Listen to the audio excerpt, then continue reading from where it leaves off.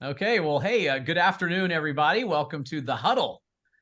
We're joined today by myself, Will Cooper, Mike Fondario, Craig Lelis, and wow, a good plethora of leadership throughout the company. I see Kim up in Logan. Cute hat, Kim. Is that Aggies? Is it an Aggie logo? No. Bright color, though. Anyway, thanks for joining us, you guys. Our topic today? Overcoming objections. Woohoo! I object to the topic. Super pumped.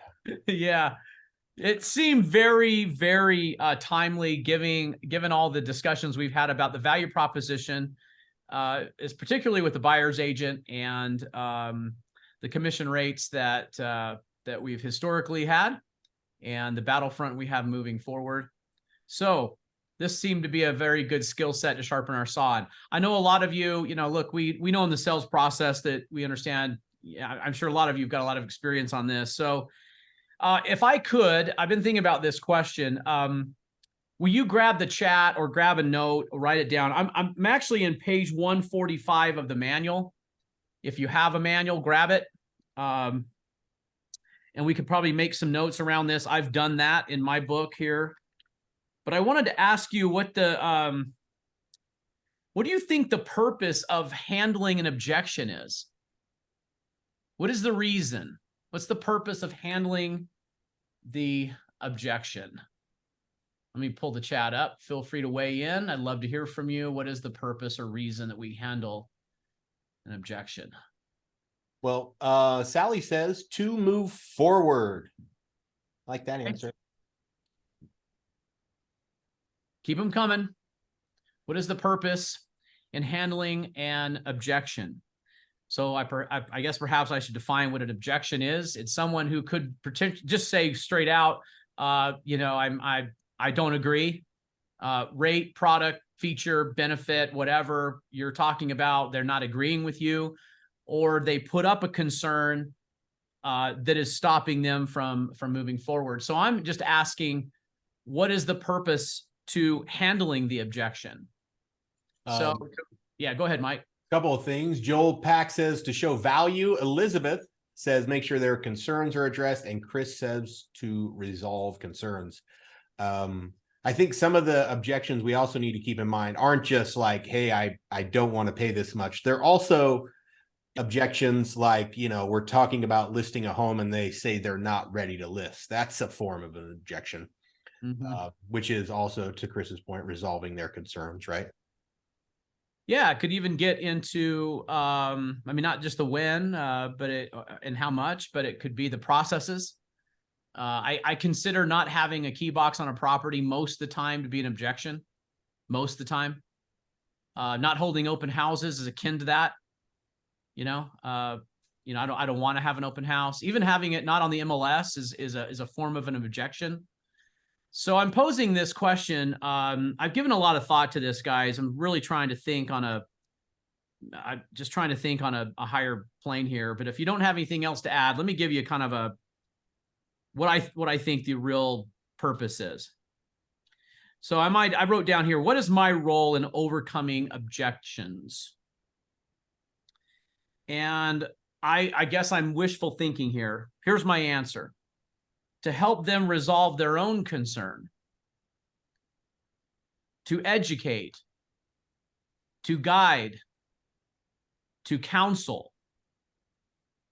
So that to me is the purpose. No, it's about information and educating them on information, which is possibility. So if we go down this road, it would take us here. If we go down this road, it would take us there.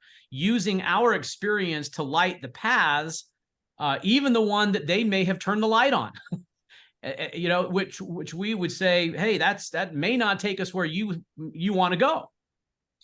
So I'll restate that again. What is our objection? What is our purpose in handling objections, and what is my role? To help them resolve their own concern would be, I think, the bullseye on the target. Okay. Next is to educate, to guide, to counsel. Notice it's not combative. You know, it's not taking an adversarial point of view. It's not taking an argumentative point of view. When they say, I want to go Y, you say, oh, no, that's wrong. Y is wrong. Let's go X. That would be not taking a counsel point of view or an education or a guide. What do you think about that to start off? What is to setting the foundation of this? Agree, or is there more to this picture? What do you think about this so far? Some of my thoughts are, I think objective handling takes different forms in different contexts. So if we're talking about, I think that our listing presentations and our buyer presentations should be tailored to handle the objections that we know are coming. You know, specifically in a buyer presentation might be, you know, what does the process look like? What happens to us when the BAC might be less than it says on this document? I think those are, or if you're doing a listing presentation, objections might be around showing times, right? Well, I'm only available, people can only walk through my house on a Sunday, something obscure, right? So being specific about the context of the objection, I think really matters here. So what are we going to start on here, Will? What objection should we handle first? We're almost there. I'll give you some in just 1 second, but but hey, Mike just spawned a really important thought that we need to all remember. We need to write down to anticipate objections. So if you're taking notes, write down to anticipate. The purpose of our presentation models, our style, our strategies there, the way they're outlined, is to anticipate concerns as we know, that they're out there, right? So to anticipate objections. No going in, it's like, I will likely hear an objection of what?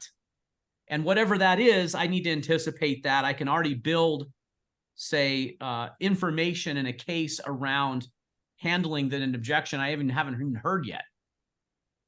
On page 145, Mike, do you have that? Can you pull that up really quick? Yeah.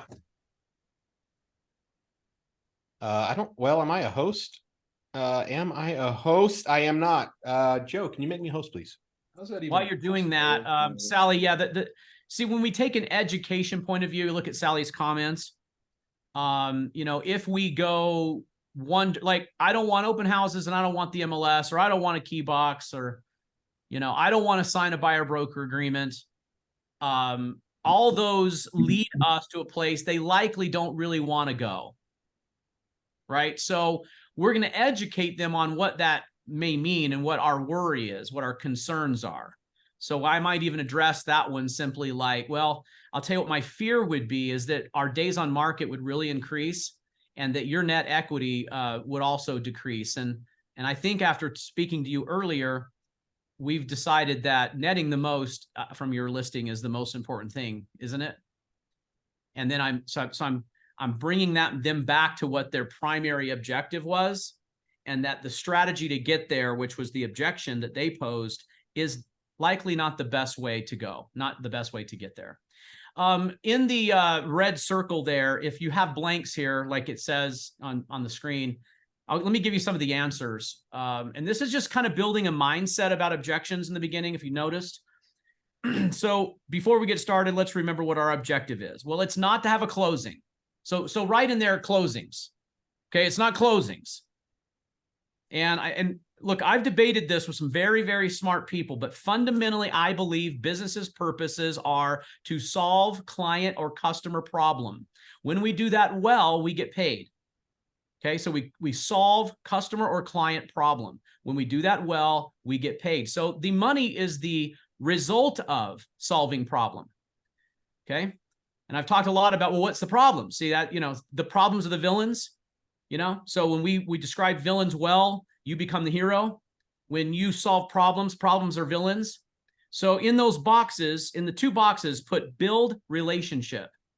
Build relationship are really the answers. Frankly, that's all you really can do.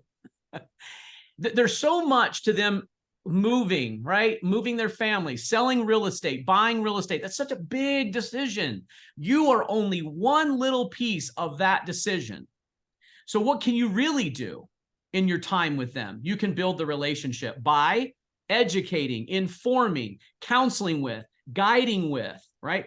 That is what you really control. You do not control the ability for them to say yes or no. That's just a little arrogant thinking, right? I mean, we don't go in that, well, if I do everything perfectly, they're going to list their home with me today. That's really too self-centered for us, right? There's too much going on in that decision than just whether or not you nail the listing appointment, right? Okay. And then underneath the build, I just put anticipate, to anticipate. That's where I wrote the note there that Mike's conversation just spawned. Okay, so anticipate that too. I think that's a big objective here is anticipate objections that we're going to get. I know I'm kind of following a format here. I don't really want to be too structured. I love any kind of debate or talk or any kind of perspective on this. But the first paragraph there is saying really that objections are a good thing. If you never have anyone asking you questions or raising any kind of concern, it's because they're not going to make the decision. You know, they're not going to move. They're not going to move forward. So I think we smile when we have a concern. You know, we like, okay, this is good because they've identified in their mind something that might be in the way. And if we resolve that, then we're moving forward. Yep. Marilee says, can we get a copy of this? Marilee, coming at you right now is the link to the flip book for this, the digital flip book for the coaching manual. What I think maybe let's get to what objections are people having difficulty with or feel like they sometimes struggle to overcome. Maybe we can get started there.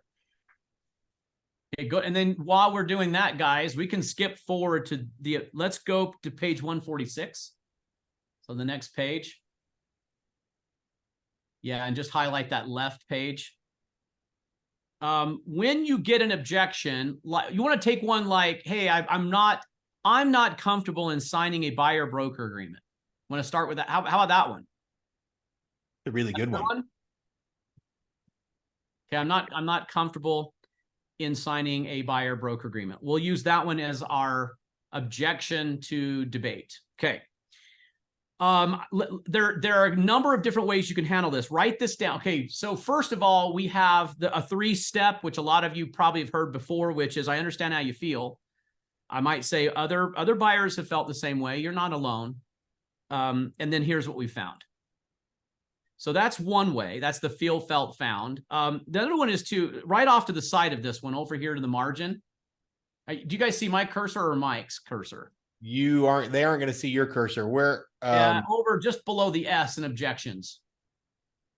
Go up a little bit. Yeah, just kind of right in that blank space there. Objections note to your left. Oh, yeah, back to that one page. Yeah, we'll stay right there. To the right of the 3-step program or the 3-step pattern, write this. Listen, restate, resolve. These are just 1, 2, 3s. Like if you're caught, you may be a little caught off guard, just remember the 1, 2, 3. Understand how you feel.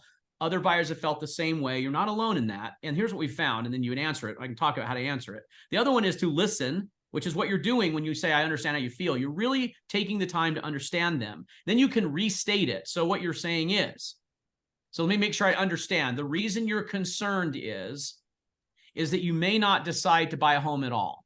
Am I correct about that?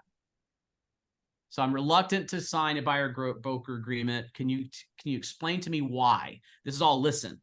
Could you clarify that? That's listening. And then you restate back. So your concern is that what if you don't decide to buy a home? Or it may be because you have a family member who is a licensed agent. So you're concerned about that. And I would say, is that correct? So I'm listening, restating, and then I'm resolving. So we'll kind of put the resolve hanging out there for a minute, and then we can come back and use the 3 patterns here to answer it. If you go down to the advanced, so toggle down just a little bit more, Mike, and you'll see there's kind of 7 steps here. These are a little bit breaking it down a little bit more, but you can group them together. So group number 1 through 4 into understanding. So just write understand. To understand. That's the objective, is to understand. Okay, so we're listening, right? We are asking questions. So it could be anything. So you have a family member who has a real estate license. Is that correct? I'm making this up, guys. Empathy would be, you know what? That's a really challenging place to be. Do you feel obligated somehow to use your family member, your cousin, your sister, your wife? Do you feel obligated to use your wife as a license? You should call your wife right now and have her show you this house. You're the only one that can answer that question, Will. Would you feel obligated Yeah. to use your wife? So let me get this right. The money goes into your account if you sell this property? I don't know. Oh my goodness. This is where it pays to be able to self-entertain on these Zoom calls. Brett. No, see, Brett's laughing at me. She gets my humor. So the next one is to restate it back, which is very, very similar to what I said up the top. Listen, restate, resolve. So listen, ask questions, show empathy, and restate is all about understanding. The next one is to simply isolate it. Is this the only thing in our way? So let me get this right. Your wife has a license. Is that the only thing that's stopping us from moving forward? Okay. Maybe Chris and Kristen are finding some humor in this because it actually does apply to them. Chris is like, no, this is my sale. What are you calling Kristen for? Yeah. Yeah. See Exhibit A. So the next one is to answer. And then notice there's a little bit more to that. We don't just say, well, this is what we found and we answer it. We kind of come back to the main goal here. And it's usually a tie down question. So the net realize is really the most important, right? So I might say under a buyer situation, remember finding the right home that's affordable for you is really what we're after, isn't it? And that's a tie down. So you're coming back to their main objective. So notice that the tie down is going back to their whole purpose, their reason. You know, we would really like to have a retreat in Park City that our family can go to. We'd like to be within 30 minutes of the ski resorts. We would like this lifestyle. So we'd go back to that. And I would restate that in my tie down question. And the final one is all we need to do to get started is to authorize the paperwork, and we're on our way. There's a lot of different ways to say that. So I try to remember the 8 steps as the detail, but if I get caught really just, you know, it's 1, 2, 3, I understand how you feel. Other buyers have said the same thing. We could rephrase that. Other clients have said the same thing.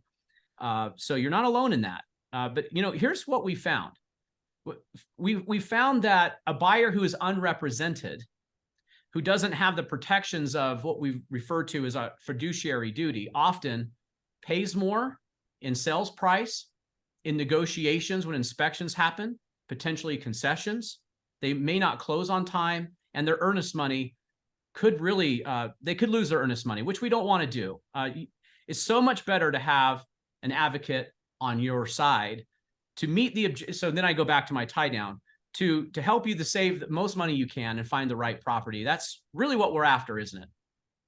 And that's just a kind of a role play of how, you know, I may handle that. Go ahead, Mike. Yeah, I'll add a couple things here. Yeah, please. On those first 3 items, well, in the upper part where we're showing empathy, I want to stress that as a broker, I've been a broker for over 8 years now.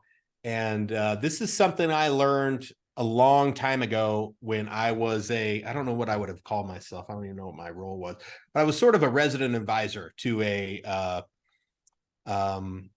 not a halfway house, but this was a place where a judge would send a wayward teenager to rehabilitate, right? And they had to teach these teenagers how to actually communicate with each other because they weren't in the best of spots. And the first thing they teach them is this: you have to acknowledge someone else's emotion before you can even start to listen to them. And acknowledging someone else's emotion, empathy, is unbelievably powerful. So if you're not acknowledging that and saying it out loud. If that's not in your vocabulary, like it's not a process that you're doing, I would encourage you to do it. At first, it feels a little belabored and maybe even fake and phony.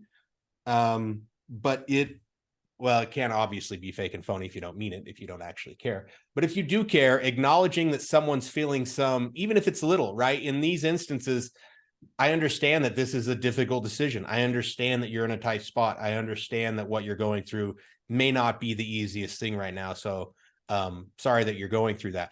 Those are really powerful, disarming ways to just have a real conversation with somebody. I totally agree. Guys, you could look, I understand how you feel. Others have felt the same way. That must be tough. And then we moved right on to resolve. Oh my goodness. I mean, we could, you guys say, Mike, tell me more about that. How has that been hard for your kids? So he's like, I really haven't broken to the kids yet that I've been transferred. I haven't broken it to my friends in my neighborhood, lifelong friends. Look, there's so many things that could come up here. And we really need, that's why I started off with, what's our goal here? Is it to make a sale? Of course not. Like, we all want the sale, but we're not going to get the sale until we solve the problem. And we're not going to have value until we're trusted. So to win the trust, we've got to get our mindset and our heart centered on what's best for them and just be human. You guys are so good at this anyway, but I guess I'm validating what you want to do. What you really want to do is you want to make a friendship and a relationship with someone who becomes a lifelong client. That's what you want. And to do that, we need to show how they can trust us, that we're in their corner. And Mike is so right. The empathy is critical to this. We have an instinct as human beings. We can pick up really quickly, can't we, when someone's all about themselves. And boy, we want to run, right? But we also have an instinct to show that someone's really actually seriously caring about me. And that becomes a magnet for us. Boy, we want to hang on to those people. And so that has nothing to do with making the sale today to now, right now, today, checking some box. It's not that. It's so much bigger than that. So hey, Will, can I make a comment? Please, Kim. Yes. So I liken this a lot to, or when as you're talking, I'm thinking a lot about, we've all had moments, or at least I know I certainly have, I'm assuming, I guess, that we've all had moments where we get in a little bit of a maybe desperation mode, where maybe it's been a minute since we've had a closing. We finally meet a buyer, or we finally get that call for a listing appointment, and we're kind of in a desperation mode. And people really sense that, right? They can really sense that it's not necessarily what we're doing is to be helpful to them, but it's more about, oh my gosh, I haven't had a paycheck in a couple of months and I really need this. I can't lose this. And they pick up on that kind of thing real quick. So we have to be so careful, especially in a market like right now, that when we do get a phone call to help somebody, we make sure we keep their best interest always priority. And that may not necessarily always mean that it's the right time for them to buy right now or to sell right now. And so, of course, that's going to come back around, because they know that at the end of the day that we did right by them, and they're going to, be raving fans. At the end of the day, that's what we want, raving fans. Yep. So, yeah. We can celebrate that. That's the real gold medal in our business. When an agent puts their own need secondary to the people they work with. Yeah. Isn't it interesting that we celebrate units closed, we celebrate sales, we celebrate closings, and look, I'm not saying we shouldn't, but the real gold medal to me is the agent who did the right by the client and never showed up as a unit closed or a GCI dollar. That's the real gold medal. And it happens all the time. And I just want to make sure that we're emphasizing that this is who we are at Brookshire. This is the culture of this company. It has been. You're all a big part of it. We know how to treat people well. If we do anything well, we know how to treat people well. We try to do right by everyone. It's hard to do. It's hard to know that I need to make a sale to make payments next month, and then do this and act this way. It's challenging to do it. But when you do it well, you become a magnet for relationships and a magnet for referral. Really good. Okay, anybody have anything else? I'm going to move forward. I guess we can do a couple more of these objections. Which, hey, I'll tell you what, why don't you guys put an objection and let's role play it out and use these. So we just did, I'm not comfortable with a buyer signing a buyer broker agreement. And we joked about that's because their wife is an agent. So what else? What else is another objection you want to handle? Put it in the chat and we'll try it. Are you getting, is there one lately you've had that you wondered about? Well, while we're waiting for something to come up in the chat, yeah, I have a slightly different take on the buyer broker agreement, and I think in our potentially changing world and with the buyer broker agreement, my perspective has always been that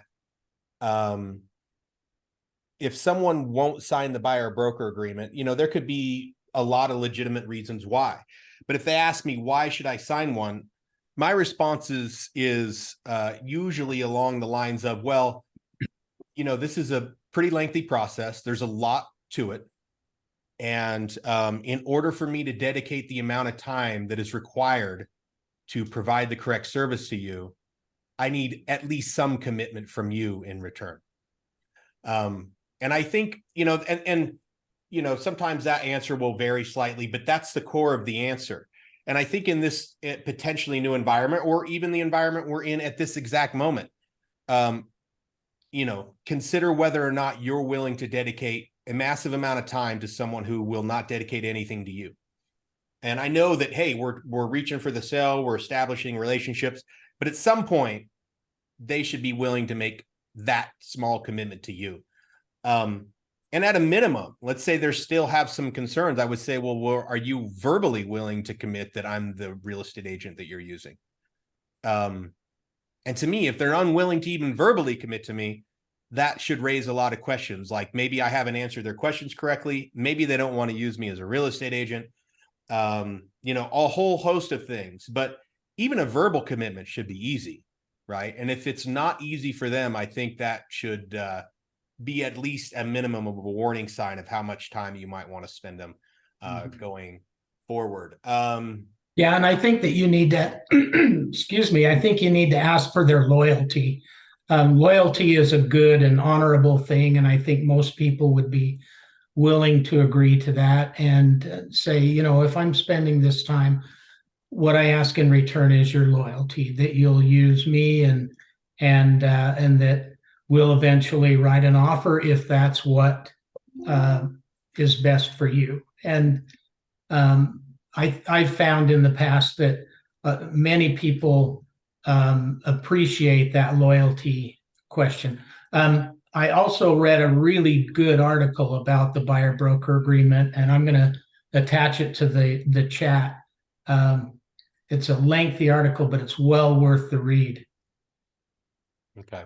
All right. Kimberly says, why should I pay you 6%? It's a great question.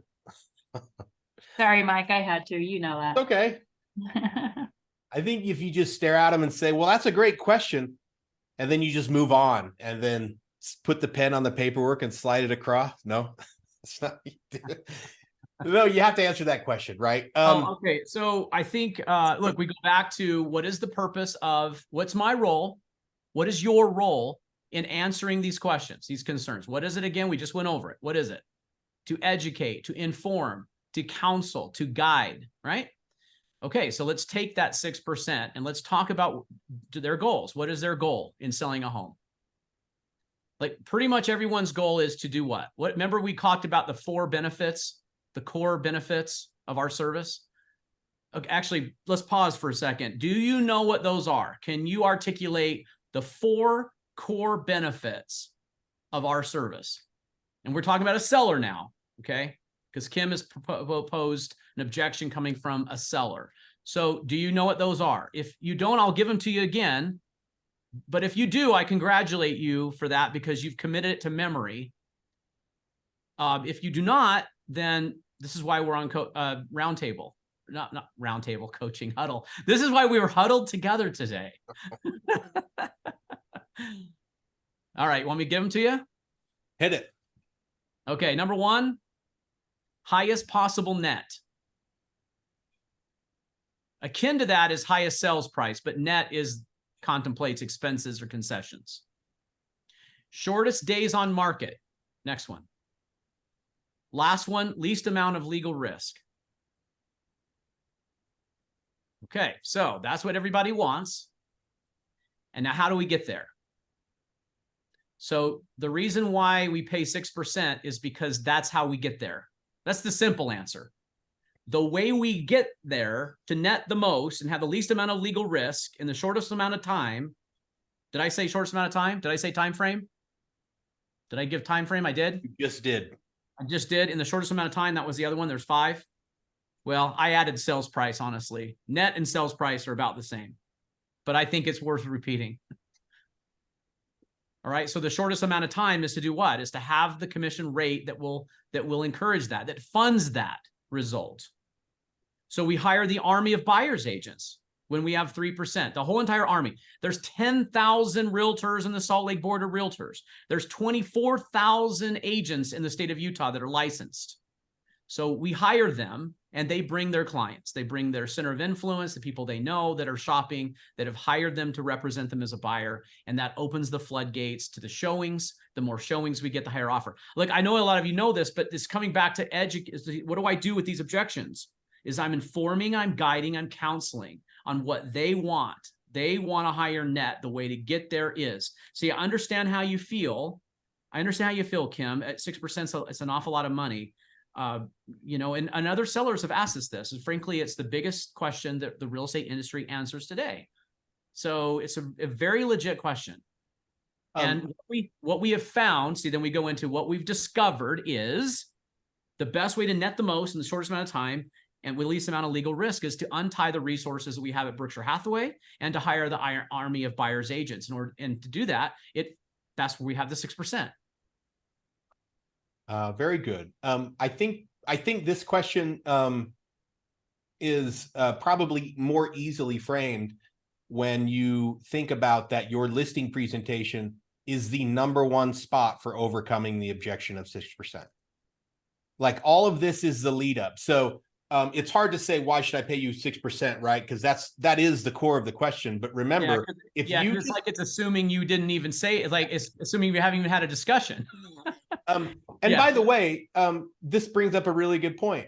If someone asked you how much do you charge and you haven't given a listing presentation yet, your answer should always be, that's a wonderful question. When's a good time to sit down and talk about it? We don't answer that question just standing hanging out with somebody, right? We don't negotiate when we're just chilling. We negotiate when we spend time, we sit down together, and we are there to talk about real estate. Okay. So if somebody asks you what you charge, if somebody asks you, casual questions like that, you don't have to answer them. You can just say, that's a great question. When do you want to sit down and talk about it? And if they don't want to sit down and talk about it, why are we negotiating? Okay. Yeah. We negotiate fees. Sorry, Will. We negotiate when we really believe that we're going to be hired. Okay. Remember that.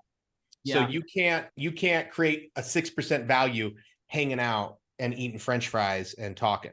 Okay. You need to do that with a listing presentation. Yeah. So true. Remember in the presentation, we talk about the villains and the problems. See, remember the reason they're objecting to a price in the commission is because they don't yet see the value, right? So remember the equation of value. I hope we've all memorized this. When solution meets problem in the lab, and we put them in the dish. Okay. When you put solution and problem in the dish, you know what we get? Value. Okay. That's like a lab study. So when you're getting commission objections, it should remind you that you're not showing a solution to a problem. So it begins with understanding what the problems are. Look, this is the biggest problem in our industry.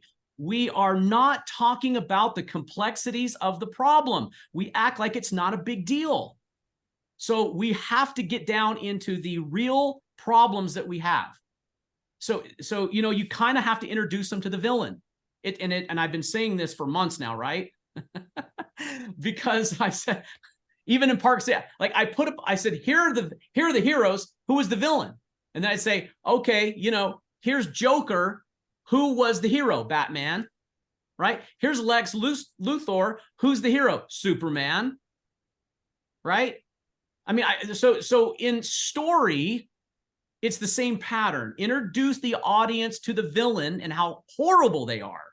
And when the hero solves the problem, we love the hero. That's value.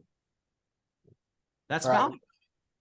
It's 140, Will. We got to burn through these. Here we go. Scott says, I'm waiting for the crash.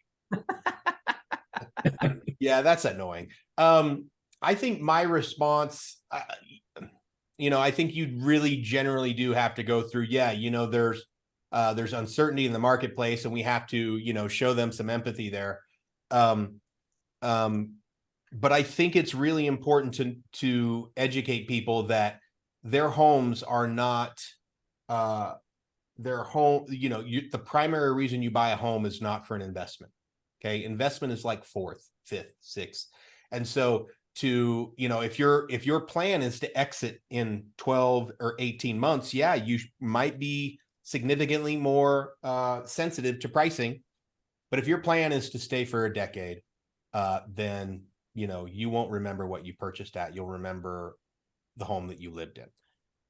Something along those lines, I think, is what it is, because nobody, you know, I think we need to talk about, you know, how that is impossible to predict these events.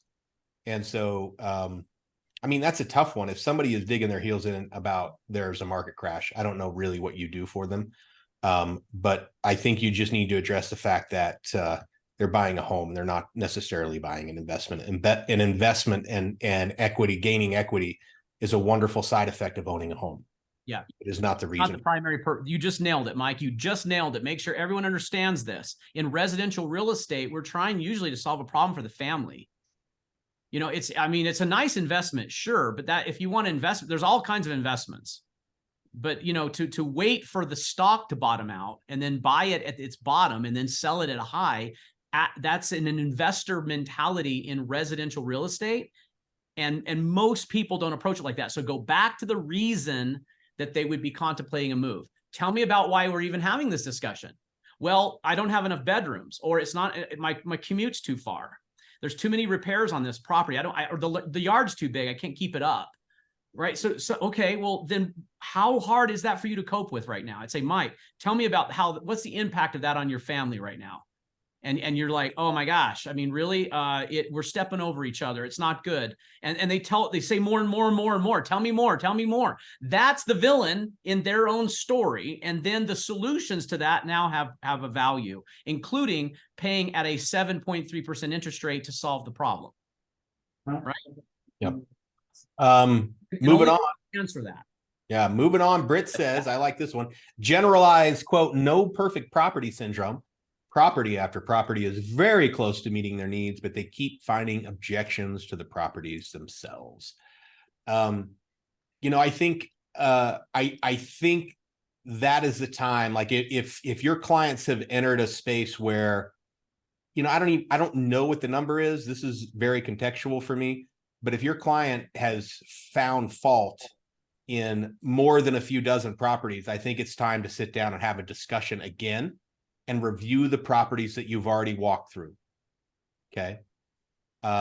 Because to have the conversation again and repeat everything, you know, will draw back. Okay. So you do want this. Well, these 3 properties had that. Right. And I think there are times when you have to say, you know, I don't want you to compromise on what your needs are, but the market just may not be able to support your needs right now. Like, have a real discussion about what you think is possible. Because there isn't a perfect property. There's just one doesn't exist. But remember, we can address the no perfect property syndrome during our buyer broker talk, right? Our buyer presentation. That is a hard one. That's a very hard one. We talked about that last time with Paige. Paige hit the century mark with the number of showing. So that was definitely the no perfect property syndrome.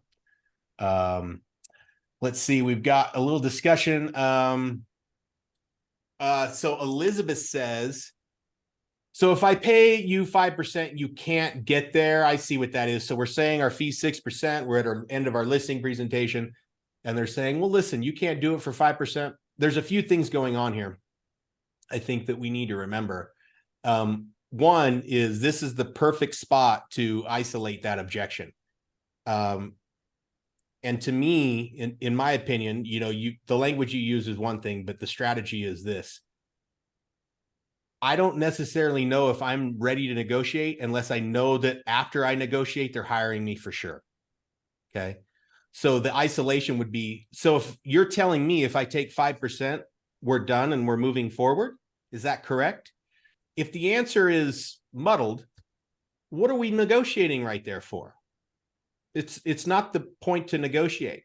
Usually if people are asking you to reduce your commission, my opinion is that they've already made a decision about who they're going to hire, and it's you. Because why would you say, would you do it for less? And then someone says, yeah, I sure will. Then you go, the response is, we'll think about it, right? That's a weird place to be. So definitely isolate that objection and say, okay, so you're telling me if the only thing standing between us and a signed listing agreement is the commission rate, is that correct? And if the answer is yes, then you can start negotiating. The other point of that is, when someone does that, you just need to reassess and go over the things that you're going to do with them. Or, you need to rehash your listing presentation and go over it one more time, maybe a little speedier there, and remind them all the things that you're going to do, and just say, this is a really difficult thing to do for 5%. Also, do not start negotiating in whole percentages. I don't think that's a really good strategy for you. Whole percentages are massive discounts, right? So we need to negotiate in whole numbers. Some people feel more comfortable doing the math, right? So you can do the math, 5% of the purchase price would be this number. So you're asking for a $4,338 discount. Is that correct? Okay. And then if that's what we're talking about, negotiate around those numbers. Okay. Say, I'm willing to do the things that I am willing to do are this, the things that I'm not willing to do are Y. What say you, Craig Lelis? I like that idea a lot. And telling them, I'm willing, look, I'll give you a credit for $2,000 when we're done is going to save you a lot more money than agreeing to a full % discount. And so talking in whole percents is something we do in the industry, but something that shouldn't be done with a client. Bring it down to the dollars and cents, and it sounds like a heck of a lot more. And you'd be surprised how little they'll go if a discount is in order. Many times they ask for a discount. You can get past that without providing a discount. Everyone should be able to explain their value proposition to a buyer. If you can articulate your value proposition to a buyer, you'll get a lot less argument about buyer broker agreements. And the same thing with sellers. If you can articulate your value to a seller, then you're going to be asked for discounts a lot less. So everybody needs to get really good at talking to buyers around the buyer broker agreement and our listing presentation. It's worth practicing. And I think on buyer broker, the calls that I've had recently are around buyer broker agreements, and I think agents are having trouble with that. It's a little bit challenging, and maybe we ought to have a panel of agents that we know are really successful with buyer broker agreements to do Q&A about what they do. And I know Kim DeVries is not shy about asking a buyer to pay a commission. She'd be a really good one to have there. All right, so real quick, it's 1:49. We're going to do this last one, then we'll run out of time. And I know this is one of Will's favorites, so this is definitely Will Cooper territory. Nisha says, so you're telling me a buyer's agent won't bring a buyer if I offer less than 3%? Take it away, Cooper. Okay, yeah, give me that one. Hi, Nisha. How are you? Glad you're on. Well, if they're really saying that and they're saying, look, you're telling me that agents won't bring a buyer, I'd say what happens is it causes a problem for the buyer agent, doesn't it? Because there's an expectation of compensation for the buyer agent. And when we do something less than that, you instantly cause a conversation that has to happen between the agent and the buyer on how that expectation of compensation is going to be made up. It doesn't help our cause. We're putting a roadblock up between the army of the agent and their client. And that's the problem, is that we want an incentive to have them there. We don't want to say, well, you can bring me your people, but I'm giving you a problem to solve with your client. See, that's not going to help our cause. Well, it's a problem for the client too, because they have to pay the difference. So if the agent does hold to that expectation, you're now asking your buyer to write a check on top of closing costs and down payments to the agent. And, that it doesn't help our cause. So I think what the best thing here to do is to not put the roadblocks up. And let's get back to our main objective here is to net the most in the shortest amount of time and hire that army of buyers agents to help us get there. And the best way to do that is a 3%, because we want to be sold right before Christmas. So isn't that right? And there's the pattern of the tie down. I'm going back to what they wanted and solving that. And again, I'm just using information to guide, counsel, coach, and lead them, not to be argumentative about it or combative about it. I'm just saying this is our expertise at Berkshire Hathaway. This is what we're best at. This is what we've discovered. So really good. I know that's out there, Nisha. It's not the first time I've heard it. So I hope that helps you and everybody else. Let's see. I knew you were going to give that answer, Will, because I'd heard it before. It's coming. This is an interesting one from Scott. Scott says, I can rent for significantly less than owning. I mean, that is just how it is right now. Renting is, usually those things are roughly equal. Sometimes owning is better. Right now, renting is actually significantly less than owning. But I think we, without getting into the language of why and how, I think the answer there is still the same as, is the market going to crash? The reasons that we are buying homes are more than just, the exact dollar amount that we're going to spend. Yes, we have budgets. Yes, we have all these things we're concerned about. If you are someone who is going to buy a home, when is the right time to buy a home? It's when you're ready to buy a home. That's the right time. Yeah. And, renting doesn't build wealth. And in the long run, buying builds family wealth and always will through the ups and downs. All this is, I love this. It's so true, you guys. I just think about my own daughter. I have a daughter right now who is renting from my mother at a really good rate. And she's like, but Dad, I want to buy. Dad, I want to buy. And I'm like, honey, you might be shocked to hear this, but I think given your current, maybe I'm saying too much here, guys, but given your current income situation with your husband and a new business, it's better for you to stay where you are right now. Look, we don't have to approach every single lead with, I need to make a sale, so get on board, right? That's not who we are.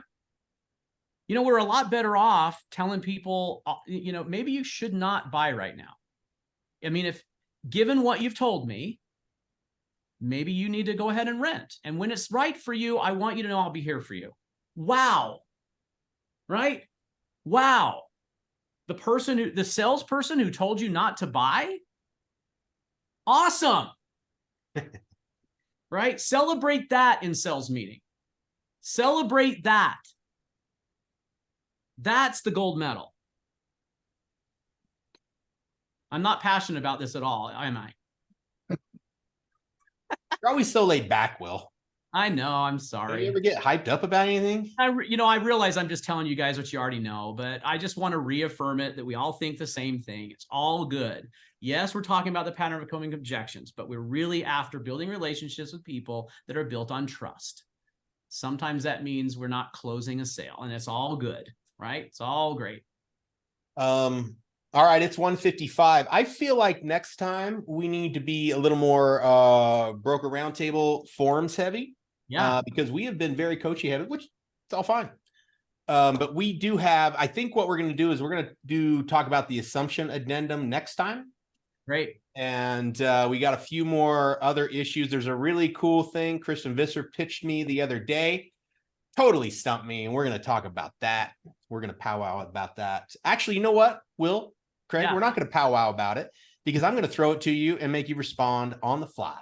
So that's what we're going to do Nice. there. All right, I'm up for it. But I think we should do, by raise of hands, how many people want the disciplinary actions? I do have 4 pretty juicy ones that I think we can all learn from. But, Scott says always, there is something satisfying about learning from these things. Okay, we're going to do it. We're going to do it. We got time. All right. And for the uninitiated, we always end Broker Roundtable by hand selecting some stuff from the newsletter, the division newsletter, that will teach us some. Now there is gratuitous stuff that we all just want to cringe or laugh at or enjoy, and someone's fine. There's that, but we try to avoid that. We try to pick something we're going to learn from. Okay. And most of the time we do. All right. So anyway, let's jump into it. Lewis Jason, Pleasant View, Utah. In an order dated May 2020, Mr. Lewis admitted to violations in 2 separate transactions. On one transaction, Mr. Lewis failed to execute a written agency agreement to define the scope of his representation of the property owner. In the second transaction, he executed a purchase agreement on behalf of his limited liability company. The seller of the subject property was not represented in the transaction.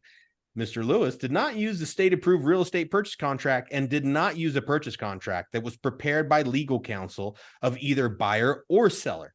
In addition, he did not disclose in writing his position as a principal in the transaction or in advertising his status as a licensee or the name of his brokerage.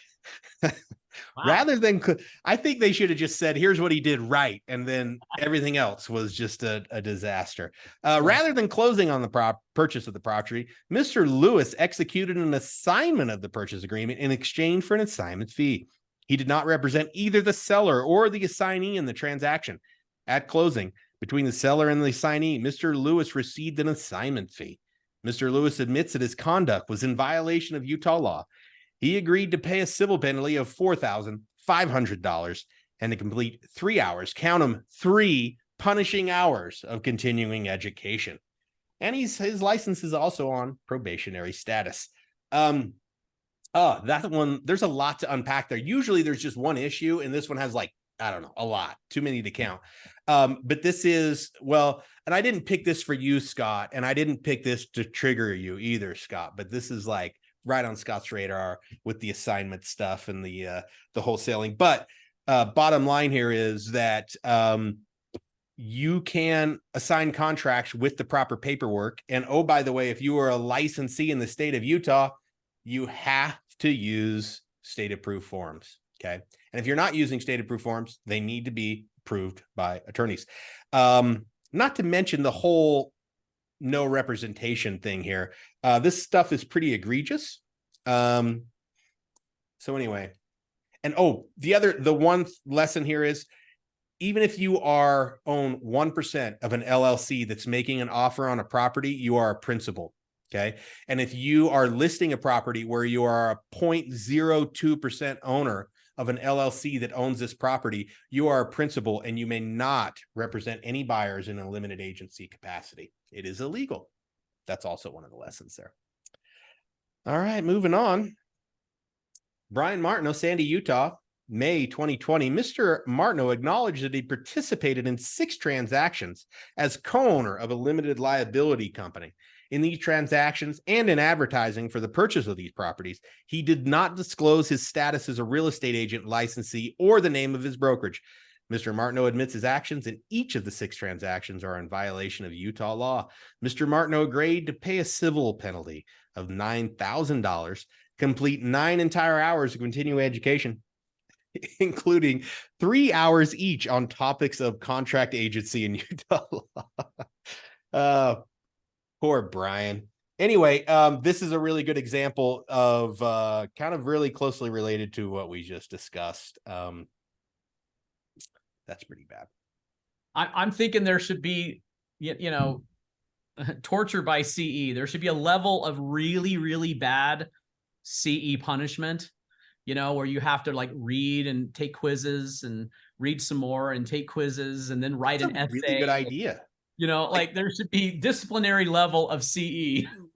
Yeah, the fine is extrapolated through mathematics somehow to like if it's $9,000, there's just a formula and that equates to like 76 hours of CE. Yeah, it just tells you what we think about how penalizing CE is. You pay $4,000 and you had to do 3 hours.